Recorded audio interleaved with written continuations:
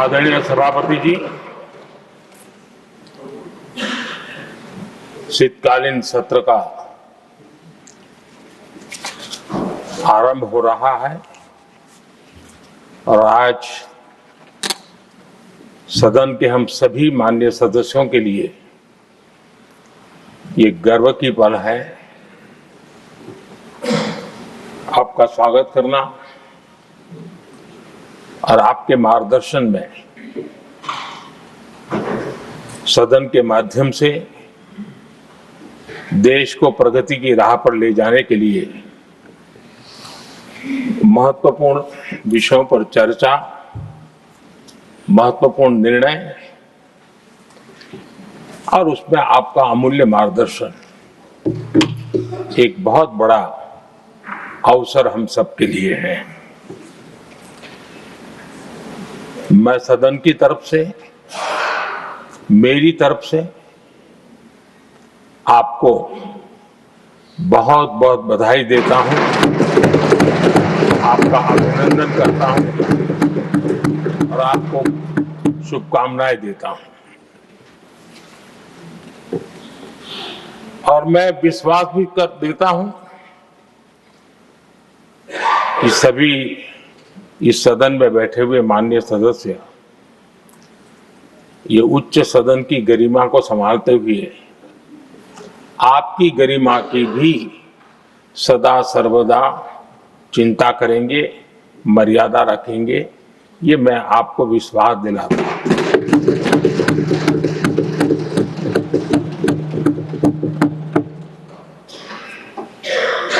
हमारे सभापति जी एक सामान्य परिवार से आ रहे हैं, किसान परिवार से निकले हैं और पूरा जीवन समाज सेवा के लिए समर्पित किया है। समाज सेवा ये उनकी निरंतरता रही है। राजनीतिक क्षेत्र उसका एक पहलू रहा है, लेकिन मुख्य धारा समाज सेवा की रही है।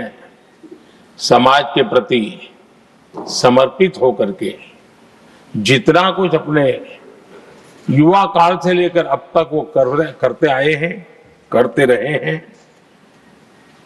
वो हम सभी समाज सेवा के प्रति रुचि रखने वाले लोगों के लिए एक प्रेरणा है, एक मार्गदर्शन है। सामान्य परिवार से, सामान्य समाज से, सामान्य राजनीतिक जहां अलग अलग करवट बदलती रही है, उसके बावजूद भी आपका यहां तक पहुंचना, हम सबका मार्गदर्शन प्राप्त होना, ये भारत के लोकतंत्र की सबसे बड़ी ताकत है।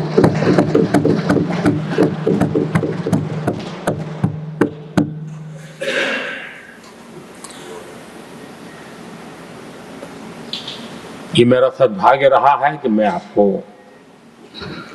लंबे अरसे से परिचित रहा हूं। सार्वजनिक जीवन में साथ साथ काम करने का अवसर भी मिला है।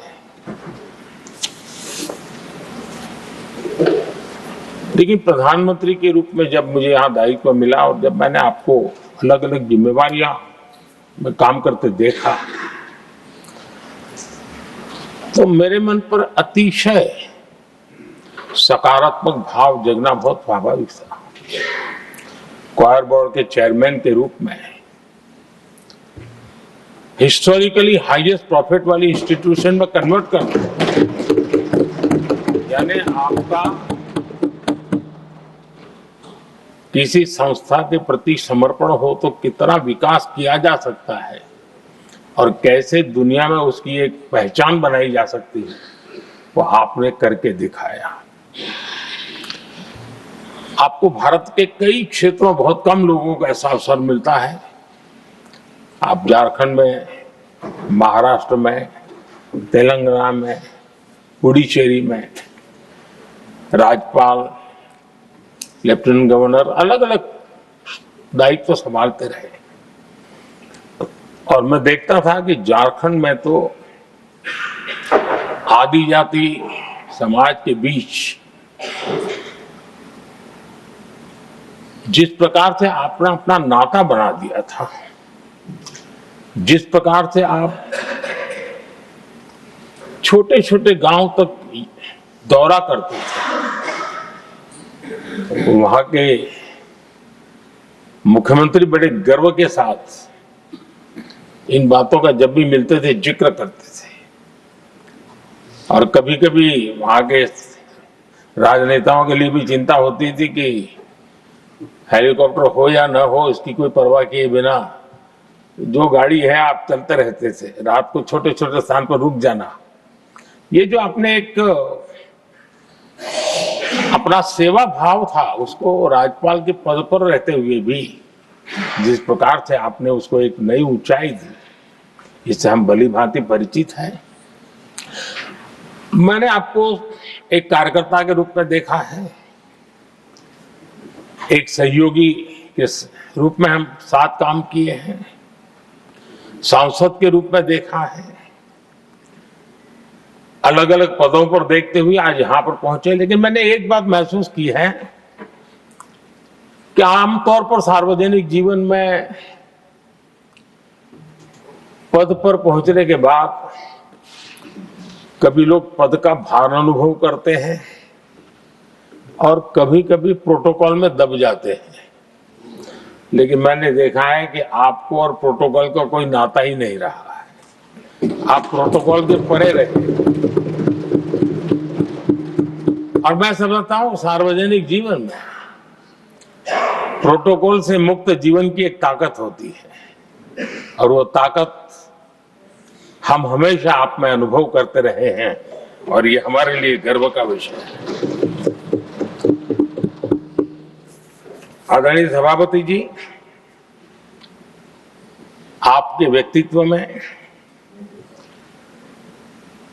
सेवा, समर्पण, संयम, इन सभी बातों से हम भली भांति परिचित हैं। वैसे आपका जन्म तो डॉलर सिटी में हुआ और उसकी एक अपनी पहचान है, लेकिन उसके बावजूद भी आपने अपनी सेवा का क्षेत्र अंत्योदय को चुना। आपने हमेशा एक डॉलर सिटी के भी उस तबके की चिंता की जो दबे कुचले और कुछ वंचित परिवार थे, उनकी चिंता की। आदरणीय सभापति जी, मैं उन दो घटनाओं का जरूर जिक्र करना चाहता हूं जिसको कभी मैंने आपसे, आपके परिवारजनों से भी सुना है और जिसने आपके जीवन पर बड़ा प्रभाव पैदा किया है।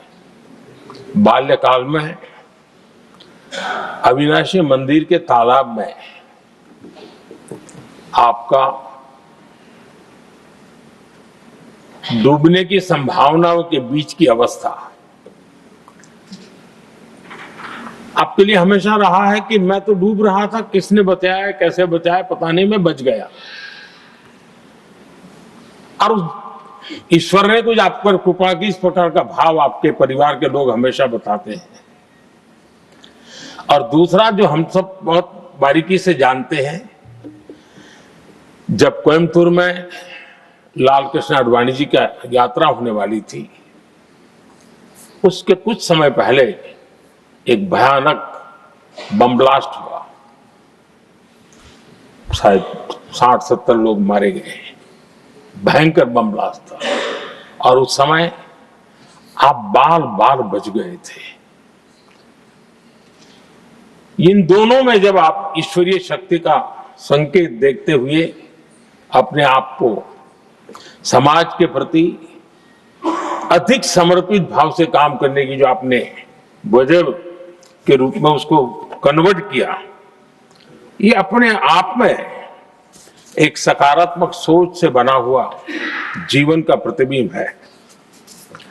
आदरणीय सभापति जी, जो एक बात मैं जानता नहीं था लेकिन अभी मुझे पता चला, आप शायद अभी उपराष्ट्रपति बनने के बाद काशी गए थे और आपका काशी का दौरा था, तो एक सांसद के नाते स्वाभाविक रूप से मेरा मन वहां सब कुछ ठीक ठाक हो ही रहता है। लेकिन आपने वहां एक बात बताई जो मैंने सुनी, मुझे मेरे लिए नई बात थी। आपने वहां कहा कि आप वैसे तो नॉनवेज के आदी थे, लेकिन जब पहली बार आप काशी गए थे जीवन में और काशी में पूजा वगैरह की, माँ गंगा को अपने आशीर्वाद प्राप्त किया माँ गंगा से, और पता नहीं आपके भीतर एक संकल्प जगा और उस दिन से आपने तय किया कि आप अब नॉनवेज नहीं खाएंगे।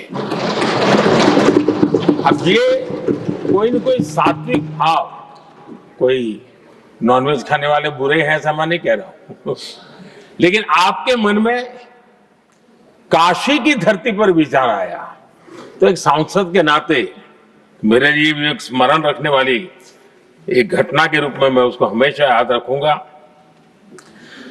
भीतर कोई न कोई आध्यात्मिक भाव जो इस प्रकार की दिशा में ले जाने की प्रेरणा देता है।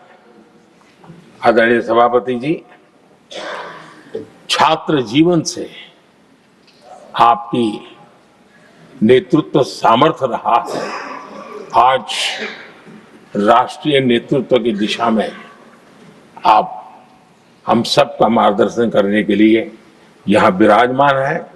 यह हम सब के लिए गर्व का विषय है। आदरणीय सभापति जी, आप लोकतंत्र के रक्षक के रूप में अपनी जवानी में, युवा अवस्था में, जब किसी को भी सरल मार्ग से जाने का मन कर जाता है, आपने वो रास्ता नहीं चुना, आपने संघर्ष का रास्ता चुना। लोकतंत्र पर आए हुए संकट के सामने मुकाबला करने का रास्ता चुना और आपने आपातकाल में एक लोकतंत्र के सिपाही की तरह जिस प्रकार से लड़ाई लड़ी, शासनों की सीमाएं थी, मर्यादाएं थी, लेकिन जज्बा कुछ और ही था।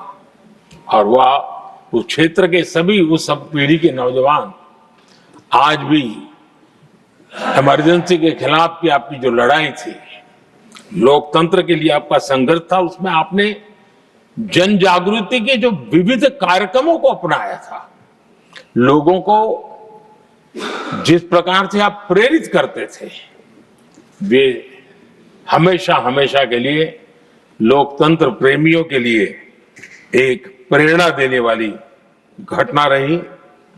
आप एक अच्छे संगठक रहे हैं, मैं भली भांति जानता हूं। आपने संगठन में जो भी दायित्व संभालने का अवसर आया, आपने उस जिम्मेवारी को चार चांद लगा दिए, अपने परिश्रम से लगा दिए। आपने हमेशा सबको जोड़ने का प्रयास किया, नए विचारों को स्वीकार करने का प्रयास किया, नई पीढ़ी को अवसर देने का प्रयास किया। ये हमेशा संगठन में आपके कार्य की विशारत रही। कोयम्बतूर की जनता ने आपको सांसद के रूप में यहां सेवा करने के लिए भेजा और तब भी आपने सदन में रहते हुए हमेशा उस क्षेत्र के विकास के लिए अपनी बातों को बड़ी प्रमुखता से लोगों के सामने रखा, सदन के सामने रखा। ये आपका लंबा अनुभव सदन में सभापति के रूप में और राष्ट्र में उपराष्ट्रपति के रूप में बहुत ही प्रेरक रहेगा, हम सबको मार्गदर्शक रहेगा। और मुझे पूरा विश्वास है कि मेरी तरह इस सदन के सभी सदस्य इस गौरवपूर्ण पल को जिम्मेवारियों के साथ आगे बढ़ाएंगे। इसी भावना के साथ मेरी तरफ से, सदन की तरफ से आपको बहुत बहुत शुभकामनाएं देता हूं।